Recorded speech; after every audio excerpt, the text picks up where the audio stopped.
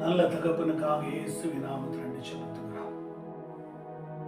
ஆசீர்வதிக்கப்பட்ட இந்த பரிசுத்தமுள்ள தேவனுக்காக இயேசுவின் நாமத்தில் நன்றி செலுத்துகிறோம். அவருடைய பரிசுத்தம் என்றும் உள்ளது. அவருடைய பரிசுத்தம் என்றும் உள்ளது. அந்த பரிசுத்தம் ஒரு நாளும் மறையாதது, மாய்ந்து போகாதது. அது என்றென்றைக்கு அந்த பரிசுத்தம் நிறைந்துள்ளது. தேவனாகிய கர்த்தருடைய மகிமை உங்கள் மேல் இறங்கும்படி கர்த்தர் அந்த நாளிலே பேசுகிறார். என் தெய்வ பிள்ளைகளே, கர்த்தர் அந்த ஜெபத்தையும் வசனத்தையும் பார்க்கிற, கேட்கிற, நம்புகிற, ஏற்றுக்கொள்கிற, அதை கடைபிடிக்கிறதுக்கு ஏற்றுபடி வாழ்கிற, நம்புகிற ஒவ்வொரு குடும்ப பிள்ளைகளையும் கர்த்தர் ஆசீர்வதிக்க விரும்புகிறார், பரிசுத்தமாக்க விரும்புகிறார். அன்பு தேவ பிள்ளைகளே, நாடு கேட்ட பரிசுத்தமான வசனம் ஆதியாகமத்தில் 3ஆம் அதிகாரத்தில் இப்படியான வசனம் நமக்கு தேவன் சொல்லுகிறார். அது என்ன வசனம் என்று நம்ம வாசிப்போம். ஆதியாகமத்தில் 3ஆம் அதிகாரத்தில் 1ஆம் வசனம், தேவனாகிய கர்த்தர் உண்டாக்கின சகல காட்டு ஜீவன்களை பார்க்கிலும் சர்வமானது தந்திரமுள்ளதாயிருந்தது. அது ஸ்திரீயை நோக்கி, நீ தோட்டத்தில் உள்ள சகல விருட்சங்களின் கனியையும் ருச்சிக்க வேண்டாம் என்று தேவன் சொன்னது உண்டோ என்று சொல்லி, இதனுடைய தலைப்பு என்னன்னா தந்திரம் உள்ளவன் என்று சொல்லி இதனுடைய தலைப்பு பாருங்க. தந்திரம் உள்ளவன் எப்படி தந்திர வழியை தான் பார்ப்பான். இப்ப இதுல பார்க்கும் பொழுது எல்லா ஜீவனை காட்டிலும், எல்லா மிருக ஜீவன்களை காட்டிலும் இந்த சர்வமானது தந்திரம் உள்ளதா இருந்தது. நல்ல புத்திசாலியா இருந்தது. யாரையுமே தன் சுயமாய் தன் விருப்பமாய் இழுத்துக் கொள்ளக்கூடிய ஒரு சக்தி நிறைந்த தந்திரம் உள்ள இந்த சர்ப்பமானது தந்திரமாய் உள்ளது. ஆனா ஆண்டவராகிய கர்த்தர் ஆதாமையும் ஏவாளையும் படைத்து, இப்படியாக ஆதி ஆகமத்துல 2ஆம் அதிகாரத்துல 15 வசனம் இப்படி சொல்லுகிறது. தேவனாகிய கர்த்தர் மனுஷனை ஏதேன் தோட்டத்தில் அழைத்து கொண்டு வந்து அதை பண்படுத்தும் காக்கமும் வைத்தார். தேவனாகிய கர்த்தர் மனுஷனை நோக்கி, நீ தோட்டத்தில் உள்ள சகல விருட்சங்களின் கனியையும் நீ புசிக்கலாம், ஆனால் நன்மையும் தீமையும் அறியத்தக்க விருட்சத்தின் கனியை நீ புசிக்க வேண்டாம். அதை நீ புசிக்கும் நாளில் நீ சாகவே சாவாய் என்று கட்டளையிடுகிறார். அதை நீ புசிக்கும் நாளிலே சாகவே சாவாய் என்று கட்டளையிடுகிறார். ஆண்டவர் மனிதரிடத்துல பேசுகிறார். நன்மைகளை தீமைகளை குறித்து பேசுகிறார். ஒரு மனுஷன் நன்மையாய் வாழ வேண்டும் என்று கர்த்தர் விரும்புகிறார். அவன் நன்மையிலே நிலைத்திருக்கப்பட வேண்டும், நன்மையை தன் வாழ்க்கையை மாற்றிக்கொள்ளப்பட வேண்டும் என்று தேவனாகிய ஆண்டவர் ஆதாமுக்கும் ஏவாளுக்கும் முதலிலே போதிக்கிறார். முதலிலே சத்தியங்களை சொல்லுகிறார். உங்களை விரோதிக்கும்படி, உங்களை பகைக்கும்படி, ஆண்டுடைய சமூகத்தை பிரித்துக் கொள்ளும்படி, ஆண்டுடைய சமூகத்தின் அன்பிலிருந்து இழுத்துக் கொள்ளும்படி, ஆண்டுடைய பரிசுத்த ஐக்கியத்திலிருந்து இழுத்துக் கொள்ளும்படி சாத்தான் எப்படியாவது தந்திரம் உள்ளவனாய் இருக்கிறபடினால் அவனை எப்படியாவது தன் வயத்துக்காக, தன்னுடைய விருப்பத்துக்காக இழுத்துக் கொள்ளுவான். சர்வமான தந்திரம் உள்ளவன் எப்படியாவது இழுத்துக் கொள்ளுவான். அதனால நீங்கள் நன்மையானதை மாத்திரம் பெற்றுக்கொண்டு தேவன் எதை சொல்கிறாரோ, எதற்கு கீழ்ப்படிய வேண்டும் என்று சொல்லுகிறாரோ, எது பரிசுத்தமுள்ள வாழ்க்கை என்று சொல்லுகிறாரோ, எதிலே பரிசுத்தத்தில் நடக்க வேண்டும் என்று சொல்லுகிறாரோ, அவைகளை நீங்கள் கடைபிடித்து வாழும் பொழுது, அதை சார்ந்து கொண்டு வாழும் பொழுது தீமை உங்களை மேற்கொள்ளாது, தீமை உங்களை அணுகாது, தீமை உங்களை சார்ந்து கொள்ளாது. தீமை உங்களை விட்டு ஓடும். பரிசுத்தம் ஒரு மனுஷனை ஆசீர்வதிக்கும். பரிசுத்தம் ஒரு மனுஷனை வெற்றி தரும். நீங்க பரிசுத்தமா இருக்கும் பொழுது எந்த ஒரு தந்திர சத்துருக்களும் தந்திரவாளிகளும் உங்களை மேற்கொள்ள முடியாது. இந்த கர்த்தர் போதிக்கிறார். ஆனா இங்க பார்த்தீங்கன்னா ஸ்திரீ சர்பத்தை பார்த்து, அதாவது ஏவாளை அந்த சர்பத் பார்த்து, நாங்கள் தோட்டத்தில் உள்ள விருட்சங்களின் கனிகளை புசிக்கலாமா? ஸ்திரீ சர்பத்தை பார்த்து, நாங்கள் தோட்டத்தில் உள்ள விருட்சங்களின் கனிகளை புசிக்கலாம், ஆனால் தோட்டத்தில் நடுவிலே இருக்கிற விருட்சத்தின் கனிகளை குறித்து தேவன் நீங்கள் சாகாதபடிக்கு அதை புசிக்கவும் அதை தொடவும் வேண்டாம் என்று சொன்னார் என்றார். சர்வத்துக்கிட்ட தந்திரசாலி கிட்ட ஏவாள் பேசுகிறார். எல்லா விருட்சங்களையும் சாப்பிடலாம், எல்லா பழங்களையும் சாப்பிடலாம், நீங்க எல்லா பழத்தையும் சாப்பிடுங்க, நடுவில் இருக்கிற விருட்சத்தின் கனியோ நீங்கள் அதை புசிக்கவும் வேண்டாம், அதை தொடவும் வேண்டாம், அதை பார்க்கவும் வேண்டாம். பிள்ளைகளே, தேவன் எதை அனுமதிக்கிறாரோ அதை கொண்டே நாம் வாழணும், அவைகளை ஏற்றுக்கொண்டு நாம் வாழணும். ஆனா இப்பேரிப்பட்ட இந்த சத்ரு இந்த ஸ்திரியை எப்படியாவது வஞ்சிக்க வேண்டும், இந்த ஸ்திரியை எப்படியாவது பாவத்தில் இழுத்துக் கொள்ள வேண்டும், இந்த ஏவாளை எப்படியாவது அந்த பழங்களை சாப்பிட வைக்க வேண்டும் என்று தந்திரம் உள்ளவன் எப்படியெல்லாம் தந்திரம் செய்கிறான், எப்படியெல்லாம் பாவத்துல விழும்படி தந்திரம் செய்கிறான். ஆனா ஆண்டவர் அடிக்கடி அந்த தோட்டத்துல வரபடினார் ஆதாமி ஏவாளை அழைப்பார்.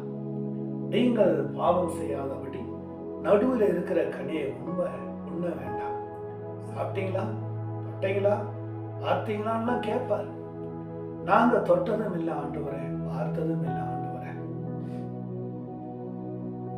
அதை சாப்பிட விரும்புறதும் இல்லை ஆண்டவரே சொல்றாங்க. அடிக்கடி ஆண்டவர் ஏதேனும் என்கிற தோட்டத்துல வந்து போதிப்பார்.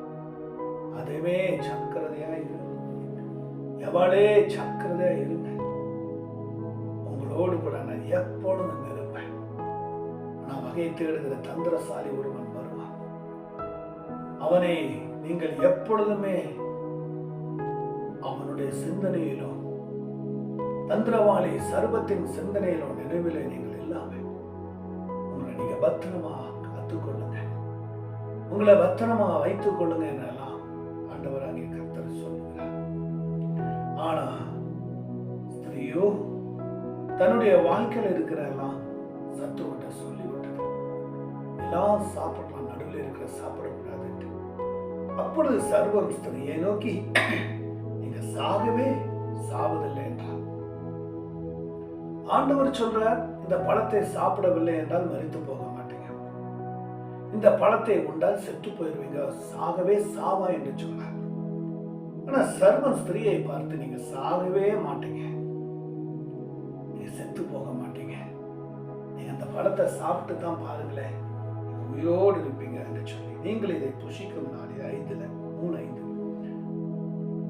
ஆதியாகமத்தில் உங்கள் கண்கள் திறக்கப்படும் என்று நீங்கள் நன்மை தீமை அறியத்தக்க தேவர்களைப் போல இருப்பீர்கள் என்று தேவன் அறிவார் என்றார். நீங்க தேவனைப் போல இருப்பீர்கள், நீங்க பரிசுத்தத்தை காட்டிலும் பரிசுத்தம் உள்ளவர்களாக இருப்பீர்கள், நீங்களே தேவனை காட்டிலும் நீங்கள் தேவராய் இருப்பீர்கள், நீங்கள் தேவனை காட்டிலும் நீங்க அதிகமான அற்புதங்களை பெற்றுக்கொள்ளுவீர்கள். நீங்க இதை சாப்பிடும்போது செத்து போக மாட்டீங்க, இதை சாப்பிட்டா நல்லா இருக்கும் என்று சொல்லி சர்வமானது தந்திரமாய் ஏவாளை வஞ்சிக்கிறது, ஏவாளை ஆசை காண்பிக்கிறது, அந்த பழத்தின் மேல் ஒரு மோகத்தை வைக்கிறது. அந்த பழம் ஒரு உருண்டையானது, அந்த உருண்டை என்பது உலகம் என்று நாம் சொல்ல முடியும். ஏனென்றால் உலகத்துல பாவம் இல்லாமல் இருந்தது, உலகத்துல பரிசுத்தம் இல்லாமல் இருந்தது, பரிசுத்தம் இருந்தது, அசுத்தம் இல்லாமல் இருந்தது. ஆனா இந்த பழத்துக்குள்ள பாவம் இருந்தது. இதிலே தேவனாகிய கர்த்தர் சிலுவையில அடிக்க வேண்டும், சிலுவையில ரத்தம் சிந்த வேண்டும், இவையெல்லாம் இதில் அடங்கி இருக்கிறது. ஆனா இந்த பழத்தை சாப்பிடக்கூடாது என்று சொல்லும் பொழுது இவர்கள் இயேசுவின் நாமத்தை சொல்லி ஆண்டவருடைய நாமத்தை தூஷித்து இந்த பிசாசு சொல்லுகிறதை தன் வாழ்க்கையில கேட்டு இந்த பழம் சாப்பிட்டு பார்க்கலாமே, எல்லா பழத்தையும் சாப்பிட்டு சாப்பிட்டு சலிச்சு போச்சு, இந்த பழத்தை தான் தொட்டு பார்க்கலாமே, சாப்பிட்டு பார்க்கலாமே, இது எப்படி சுவையா இருக்குதா, இது எப்படி நல்லா இருக்குதா என்று சொல்லி தன்னுடைய வாழ்க்கையில இன்பத்தை வளர்க்கிறா. பிசாசுடைய வார்த்தைக்கு இன்பத்தை வளர்க்கிறா. அந்த தந்திரசாலி சொல்லுகிற ஒவ்வொரு காரியத்துக்கும் தன்னை அர்ப்பணிக்கிறா. இதோ நீ இதை சாப்பிட்டு பாரு, நல்லா இருக்கும், சந்தோஷமா இருக்கு, நல்ல வாழ்வை, செழிப்பா இருப்ப, கண்கள் திறக்கப்படும், இந்த உலகத்தை பார்க்க முடியும், உங்க நிர்வாணத்தை பார்க்க முடியும், அந்த நிர்வாணத்தை மறைக்க முடியும், நீங்க நல்லா வாழுவீங்க, செத்து போக மாட்டீங்க, ஜாலியா இருப்பீங்க, சந்தோஷமா இருப்பீங்க, சமாதானமா இருப்பேன்னு சொல்லி தந்திரசாலி ஆனவன் இந்த ஏவாளை வஞ்சிக்கும்படி, ஏமாற்றும்படி, ஆனா இப்படியாய் அந்த அவளை எப்படியாவது வஞ்சிக்கணும் என்று சொல்லி வகை தேடிக்கொண்டிருக்கான். 1 பேதுரு 5:8 வாசிக்கிறோம். கர்ச்சிக்கும் சிங்கம் யாரை விழுங்கலாம், யாரை முடுங்கலாம், யாரை பிரிக்கலாம், யாரை கெட்டுக்கலாம், யாரை நரகத்துக்கு கொண்டு போகலாம், யாரை பிசாசின் வழியில கொண்டு போகலாம் என்று சொல்லி வகை தேடிக்கொண்டிருந்தான். வகை தேடிக்கொண்டிருந்தான். குடும்பத்தை கெட்டுக்கவும், குடும்பத்தை பிரிக்கவும், குடும்பத்தில் சத்துரு மேற்கொள்ளவும் அவன் எப்படியாவது பிரித்து கொண்டிருந்தான், கெடுத்து கொண்டிருந்தான். ஆனா அந்த ஏவாளோ அந்த அவனுடைய அந்த சத்துருடைய தந்திரவாளியோட வார்த்தைக்கு மயங்கி அதற்கு ஏற்றபடி வாழும்படி தன் வாழ்க்கையை கொடுத்து விட்டார். சாப்பிட வேண்டாம் என்று சொல்லுகிற அந்த சத்துடைய காய், அந்த பிசாசின் காயை அதை சாப்பிட்டு விட்டார். அந்த பழத்தை பறித்து சாப்பிட்டு விட்டார். நடுவில் இருக்கிற அந்த பழத்தை சாப்பிடும் பொழுது அது இன்பமாய் இருந்தது, அது சுவையாய் இருந்தது. அது நாம் சாப்பிட்டதும் அல்லாம தன் கணவனுக்கும் சாப்பிட கொடுத்தார். இப்பொழுது 2 பேரும் சாப்பிட்டார்கள். 2 பேரும் நிர்வாணமாய் இருக்கிறதை காண முடிந்தது. அவர்கள் கண்கள் திறக்கப்பட்டது. ஐயோ, உலகம் பார்க்க முடிந்தது, நிர்வாணமாய் இருந்தது பார்க்க முடிந்தது. இப்ப அவங்களுக்கு அவமானங்களும் நிந்தங்களும் வெட்கங்களும் வந்தது. உடனே போய் ஒரு இடத்துல ஒளிந்து கொண்டார்கள். இப்பொழுது தேவனாகிய இடத்துல வருகிறார். காலையில குளிர்ச்சியான நேரத்துல வரும்போது ஆதாமே ஏவாளை இங்கு இருக்கிறார் என்று சொன்னார். இதோ நான் ஒளிந்து கொண்டிருக்கிறேன். ஏன் ஒளிந்து கொண்டிருக்கிறேன்? இதோ நாங்கள் நிர்வாணமா இருக்கிறேன். யார் நிர்வாணமா இருக்கிறது என்று சொன்னார் என்று சொன்னார். இந்த சர்வம் எங்களை ஏமாத்தி கொண்டது என்று சொல்லி நான் ஏற்கனவே சொல்லி இருக்கிறேனே, சத்தியத்துக்கு மாத்திரம் கீழ்ப்படிங்க, பரிசுத்தத்துக்கு மாத்திரம் கீழ்ப்படிங்க, இந்த பிசாசுக்கு கீழ்ப்படியாதுங்க. இந்த சத்துரு ஏமாத்திடுவான், உங்களை வெக்கத்துல கொண்டு வருவான், உங்களை அவமானத்துல கொண்டு வருவான், குடும்பத்துல பிரச்சனை கொண்டு வருவான், பிரிவினை கொண்டு வருவான், நிம்மதி இருக்காது, சந்தோஷம் இருக்காது, சமாதானம் இருக்காது, வாழ்க்கையில 2 கட்ட வாழ்க்கையா இருக்கும் என்று நான் ஏற்கனவே சொன்னேன். நீ கேட்டாயா ஏவாளே என்று கேட்கிறார். ஏவாளே என்று கேட்கிறார். அதற்கு ஏவாள் சொல்லுகிறார். என்ன சொல்லுகிறார் பார்ப்போம். அவள் சொல்லுகிற காரியம் என்ன என்று பார்க்கும் பொழுது, அப்பொழுது தேவனாகிய கர்த்தர் ஸ்திரியை நோக்கி, நீ இப்படி செய்தது என்ன என்றார். 13 ஸ்திரீயானவள் சர்வம் என்னை வஞ்சித்தது, நான் புஷித்தேன் என்றார். வஞ்சிக்கிற ஆவி, கவனமா இருக்கக்கூடிய காலம், கவனமா இருக்க வேண்டும், கவனமா இருக்க வேண்டும்.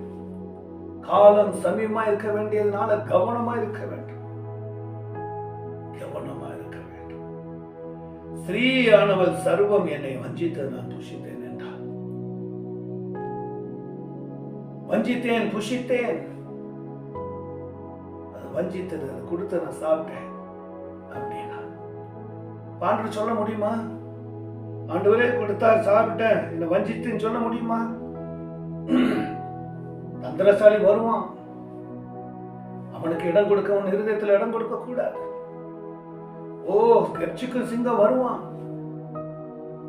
உங்களை பற்றி கொள்ள வருவான், கர்ச்சிக்கும் சிங்கம் போல வருவான். நீங்க கவனமா இருக்கணும். பிள்ளைகளே நல்ல வாழ்க்கையை வாழ்ந்தார்கள், ஆனா சாபம் வந்தது. நீ கர்ப்ப வேதனைப்படுவா, உன் கணவன் காலைந்து சாயந்தரம் மட்டும் வேர்வை சிந்தி உழைப்பார். கஷ்டம் அறியாத இடத்துல கஷ்டம் வந்தது, வேதனை இல்லாத இடத்துல வேதனை வந்தது. சுதந்திரமான வாழ்க்கை வாழ்ந்த இடத்திலிருந்து அந்த வாழ்க்கையும் போய்விட்டது. பரிசுத்தமான ஏதேன் தோட்டம், தூய்மையான ஏதேன் தோட்டம், கர்த்தர் உலாவுகிற தோட்டம், பாவம் இல்லாம தோட்டம், சுகமான வாழ்க்கை, அங்கு கைவேலையும் இல்லை, அங்கு மம்முட்டி கொத்த வேண்டாம், எதையும் செய்ய வேண்டாம். அப்பேற்பட்ட ஒரு பரிசுத்த வாழ்க்கையை வாழ்ந்த இவர்கள் தன் வாழ்க்கையை பிசாசின் தந்திற்கு இடம் கொடுத்தார். இப்பொழுது கர்த்தர் அந்த அவன் மனுஷனை அந்த ஏதன் என்கிற தோட்டத்திலிருந்து 23 எடுக்கப்பட்ட மண்ணை பயன்படுத்த தேவனாய் கர்த்தர் அவனை ஏதேன் தோட்டத்திலிருந்து அனுப்பிவிட்டார். அவர் மனுஷனை துரத்தி விட்டு ஜீவசத்துக்கு போகும் வழியை காவல் செய்ய இதே தோட்டத்திலே கிழக்கே கேள்வின் வீசிக்கொண்டிருக்கிற சுடர் ஒளி பட்டயத்தை வைத்தார். அதில் போக முடியாது. இனி அவங்களுக்கு அதில் அனுமதி கிடையாது. இனி அவங்க வேதனைப்பட்டு உழைச்சி சாப்பிட வேண்டிய காரியமா இருக்கிறது. தேவ பிள்ளைகளே, இந்த வசனத்தின் ஜபத்தை பார்க்கிற உங்களை தந்திரசாலி பகை தேடுவாங்க. கவனமா இருங்க, சக்கரதையா இருங்க, தெளிந்த புத்தியா இருங்க, பரிசுத்தத்துல உறுதியா இருங்க. கர்த்தர் உங்களை ஆசீர்வதிப்பார். ஒரு நாளும் கைவிட மாட்டார். தொடர்ந்து இந்த வசனத்தின் ஜபத்தை பார்க்கிற உங்களுக்காக ஜெபிக்கிற நீங்க தேவ சமுத்திரம் நெருங்குங்க. ஏவலை வஞ்சித்ததும் அல்லாம தன் கணவனையும் வஞ்சித்தார். இப்ப இருவருக்கும் இடம் இல்லாம இவர் துன்பத்திலும் பாடுகளிலும் சுமைகளும் வேதனைப்பட வேண்டிய நெருக்கமாகிவிட்டது. அந்த பழத்தை சாப்பிட்டா பாவம் பூமியில பெருகினது. பாவம் பெருகினதோ இல்லோ, நம்முடைய பாவங்களை சுமக்கும்படி கர்த்தர் சிலுவையில தொங்கினார். இந்த பாவம் அடிக்கப்பட்டது. ஆதாம் ஏவாள் செய்த பாவம் உலகத்துல பற்றி கொண்டது. அது தேவனாகிய கர்த்தரை சுமக்கும்படி, கொடூரத்துல சிலுவை அடிக்கும்படி, கொடூரத்துல மரணிக்கும்படி, கொடூரத்துல அவர் வாடும்படி இருந்தார். ஆனா அவர் வாழ்ந்து மரித்து உயிரோடு எழும்பிட்டார். இன்னைக்கு நம்ம ஜீவனோடு இருக்கிறோம்னா அவர் கர்த்தருடைய கிருபைதான். தொடர்ந்து ஜெபிங்க, கர்த்தர் உங்களை ஆசீர்வதிப்பார். பாருங்க, கேளுங்க, கர்த்தர் ஆசீர்வதிப்பார். எச்சகரும் மீட்பவரான இயேசுவின் நாமத்தில் ஜெபிக்கிறோம். ஜெபங்கள் நல்ல தகப்பனே. ஆமென், ஆமென், ஆமென்.